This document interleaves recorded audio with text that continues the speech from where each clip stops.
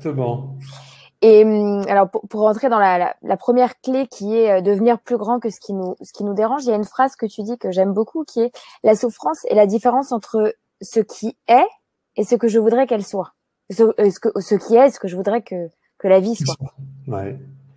Oui, effectivement, c'est ça en fait, c'est cette résistance, hein. C'est la différence entre ce qui est. En fait, ça vient, je pense, de cette impression que la vie nous en veut ou que la vie nous arrive, que en fait on n'a pas de chance ou et en fait qu'on pourrait rater quelque chose. C'est complètement là-dedans que j'ai été pris pendant pas mal d'années. Et c'est douloureux parce que, euh, ben, je me souviens, les premiers cartons que j'ai faits pour l'Institut, il y avait une phrase au-dessus il était écrit «Fatigué de combattre» avec un point d'interrogation.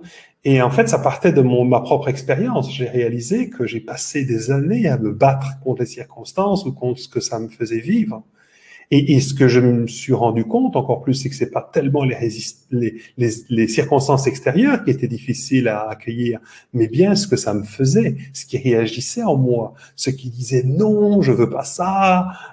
Et bien souvent, ça vous est peut-être déjà arrivé, ceux qui nous regardent là, que vous avez compris, mais peut-être un an ou deux après, que l'épreuve ou ce qui est arrivé, les circonstances contre lesquelles vous êtes battu à un moment dans votre vie ont été certainement les circonstances les plus riches qui vous ont fait le plus grandir, et pas forcément douloureusement. Parfois au début, si c'est douloureux, c'est justement parce que on s'est battu contre.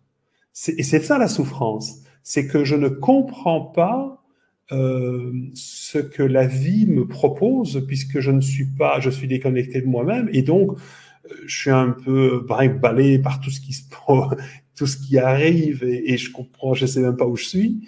Alors que quand je prends conscience de qui je suis, eh bien, euh, tous ces événements de vie viennent me toucher et me permettent de mieux me connaître. Et donc, à partir du moment où j'ai vraiment compris ça, pas parce que quelqu'un me l'a dit, mais par l'expérience que j'ai pu le vérifier plusieurs fois, alors ça se détend intérieurement et effectivement, je ne souffre plus des circonstances. Ça ne veut pas dire que les circonstances sont forcément agréables. Il y a des choses qui arrivent, qui sont des prises de conscience, qui ne sont pas forcément agréables tout de suite. Euh, il peut y avoir des sensations, des émotions qui peuvent être intenses à certains moments dans ce qu'on a besoin de vivre. Et en même temps, ce qui est différent, c'est que quand on arrête de lutter contre ce qui nous arrive, eh bien, on n'en souffre plus. Vous voyez? C'est-à-dire qu'on est, c'est ça, on ne s'oppose plus. C'est ça pour moi souffrir, c'est s'opposer à l'expérience. Et quand on peut laisser être l'expérience, quand on peut même laisser même douleur physique, hein, quand on ne veut pas ressentir une douleur, on en souffre beaucoup plus que si on la laisse être pendant un moment. Puis à un moment donné, on pourrait presque avoir l'impression qu'elle disparaît parce qu'on lui a fait tellement d'espace que voilà, qu'elle peut être. Donc voilà ce que je peux dire par rapport à